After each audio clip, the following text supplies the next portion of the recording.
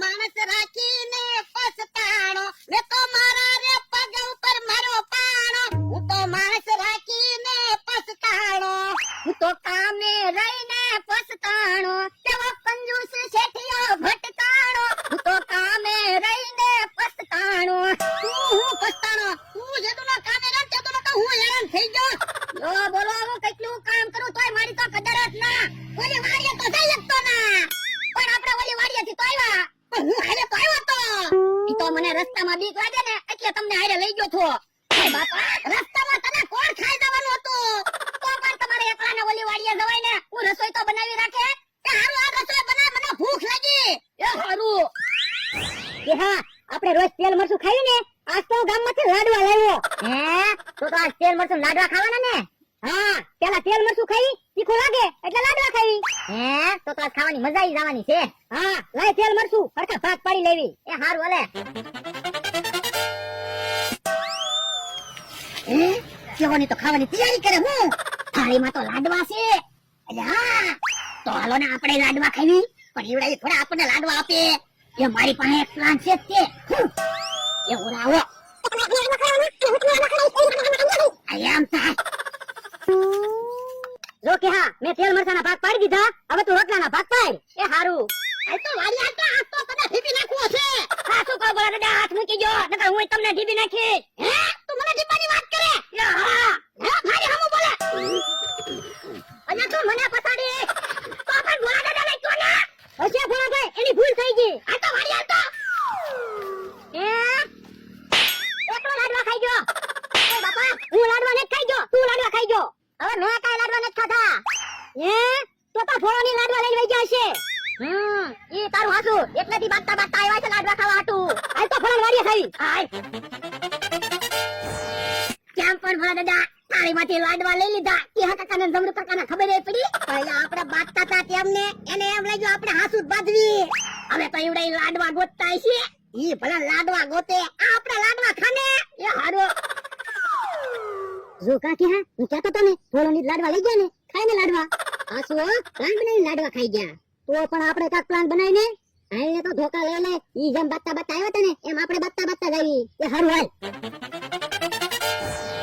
લાડવા ખાવાની મજા આવી ગઈ હો ઈ હાસુ બધા લાડવા લઈ લેવાના હતા પણ એલા થાળીમાં 2 લાડવા હતા એકલો લાડવા ખાઈ ગયો હજી પાછો ખોટું બોલે તું લાડવા ખાઈ ગયો હવે તું લાડવા ખાઈને પાછો મારું નામ દે ઉભો રહે તો ઓ બાપા ક્યાં ધોકો કરો મને ધોકો વાગ્યો બોલા ભાઈ તમે કાઈ ન બોલતા જમરૂ લાડવા ખાઈ ગયો હજી મારું નામ દે તું લાડવા ખાઈ ગયો ને ઉભો રહે તો તું ઓય બાપા જો તો ઘરે જમરૂ કાકા મને વાગ્યો માણસ ભાઈ તમે તો કાઈ બોલતા જ નહીં કેવો લાડવા ખાઈ ગયો હજી પાછો મારું નામ દે તો ઉભો રહે તો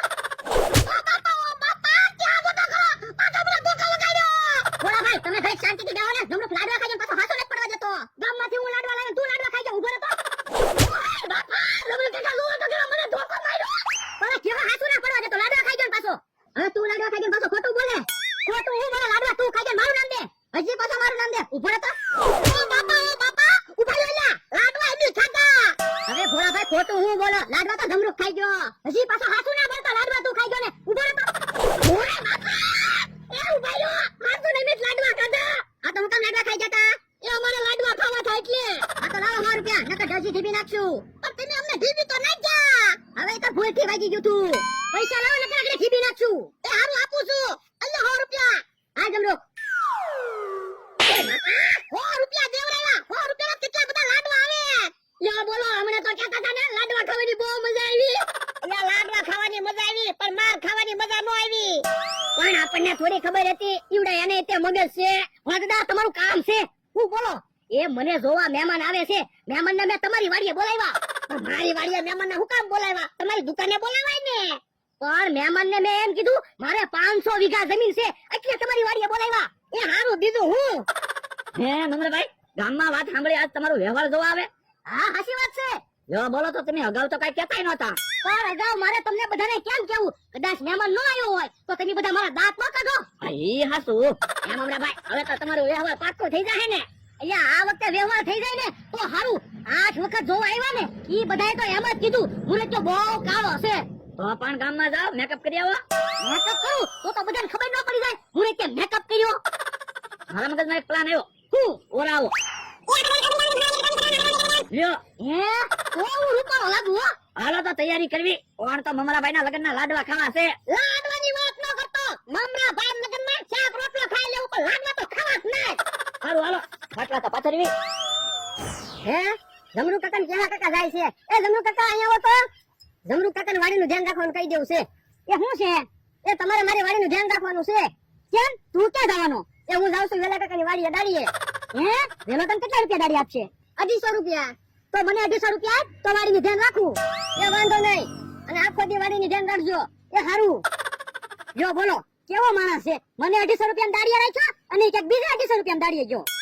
અલ્યા હાલો ને હબ તૈયાર થવામાં કેટલી વાર? હમણાં મહેમાન આવી જાહે. એ તૈયાર થઈ ગયા.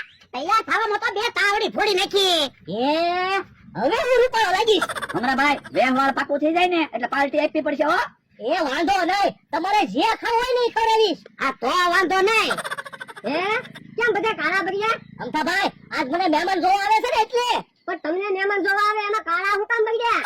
એ મમરાભાઈ અમારાથી વધારે રૂપાળા લાગે ને એટલે યો બોલો તમે તો નઈક નવા પ્લાન બનાવો. ભાઈબંધ નું એટલું કામ તો કરવું જ પડે ને આ ઈ હાચું. કેમ અમથાભાઈ બધાય કરતા હું રૂપાળો લાગુ ને? હા હો.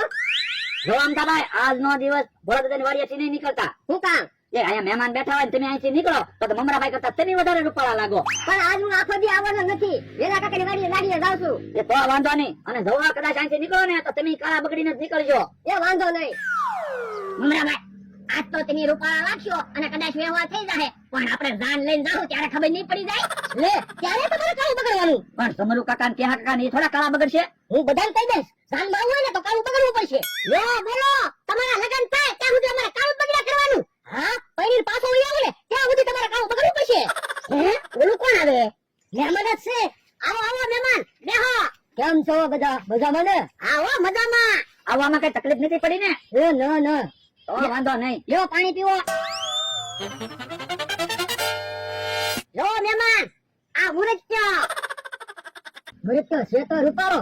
500 વીઘા જમીન છે એક દુકાન છે એક મોટર છે 500 વીઘા જમીન આ દાદા ને વાવવા આપી મોટર આ છોકરો હાંકે અને દુકાને હું બેહું મુરત્યો તો આખો દિવસ હેન ખાટલે બેઠો હોય. મહેનત તો કરવી જ પડે ને. તમતાર વ્યવહાર કરીને તમે પસ્તાવો નહીં એટલે તો જોવા આવ્યા. આ તો વ્યવહાર પાકું ને? હા પાકું જ છે ને. મુરત્યો એટલો બધો રૂપાળો છે તો પછી પાકું.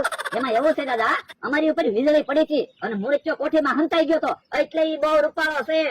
અને કોઠીમાં હંતાઈ જાવ તો સારું હતું. મેં તો તમને કીધું હતું વીજળી બહુ થાય છે ત્યારે મારું તો માન્યા ને. તું ક્યાં વીજળી બસો? પણ ભલે ને આપણી ઉપર વીજળી પડી આપણા તો લગ્ન થઈ ગયા છે. એ હાસુ. હે ભાઈ મુરત્યો કેમ કઈ બોલતો ના? બોલ દાદા મેં તમને કાલ લાખ રૂપિયા આપ્યા હતા એમાંથી ઠંડુ મગાવો મહેમાન હાટુ. એ હારું એ મહેમાન ઠંડુ નથી પીવું ને? એ ના તો સાય નથી પીવી ને? એ ના તો ખાવું નથી ને? એ ના અમારે ઉતાવળ છે. આ તો વ્યવહાર પાકું ને? હા પાકું જ છે. હાલ ભાઈ હાલ ભાગવી. એ આવજો પાછા. એ મારું વ્યવહાર પાકું થઈ ગયું. હાલો તો પાર્ટી આપો. બોલો હું ખાવું? હાલો હાલો હારી હોટલમાં જમવા જઈએ. પેલા નાય નાખવી આમ નામ થોડી હારી હોટલમાં જવાય. હાલો હાય મારું છું મારું વ્યવહાર થઈ ગયું. હે ભાઈ વ્યવહાર કઈ તારીખે રાખવું એ તો પૂછતા ભૂલાઈ ગયું. હાલ હાલ પાછું જાવું જોઈએ. તારીખ તો નક્કી કરતા ગઈ. ભલે થોડો ખર્ચો કરવો પડે પણ મારું વ્યવહાર તો પાકું થઈ ગયું. હાલો મમરાભાઈ કઈ હોટલમાં જમવા જાવું? તમે કયો ઈ હોટલમાં જમવા જઈએ. આ તો હાલો પણ ઉભા રહ્યો બકુલભાઈ ને તો આવી જવા જો. એ બકુડા ઉતાવળ રાખ ને. મમરાભાઈ પહેલી વાર પાર્ટી આપે તું મોડું કરે. એ આવું છું. હે મહેમાન તો પાછા આવ્યા. એ ભાઈ વ્યવહાર કઈ તારીખે રાખવું ઈ પૂછવા આવ્યા. એ તમારે જે તારીખે રાખવું ઈ રાખી દો. કોઈ ભાઈ તમે મોઢું હું કામ હંતાડો? હે તમે તો કહેતા છો ને વીજળી પડી નાટક કરો. અમારે વ્યવહાર જ નથી કરવું. પણ હું વાંધો છે તો કયો. મુરીત તો કેટલો કાળો છે. હાલ ભાઈ હાલ આપણે ભાગવી. જો બોલો ઘડી તમે મોઢું ધોવા ન ગયા હોત તો સારું હતું. અમને થોડી ખબર હતી મહેમાન પાછા આવશે. અમને જેમ કે એના ગામડે વહી ગયા છે. જો બોલો મહેમાને તાકે પાછા આવ્યા. હાલો હાલો હોટલમાં જમવા ભાગવી. હવે હું થોડો પાર્ટી આપું. વ્યવહાર તો તૂટી ગયું. જો બોલો તો પણ એમ તો કાળા બગડ્યા હતા. બોલો લ્યો નવમી વખત જોવા આવ્યા એને એમ કીધું મુરત તો કાળો છે.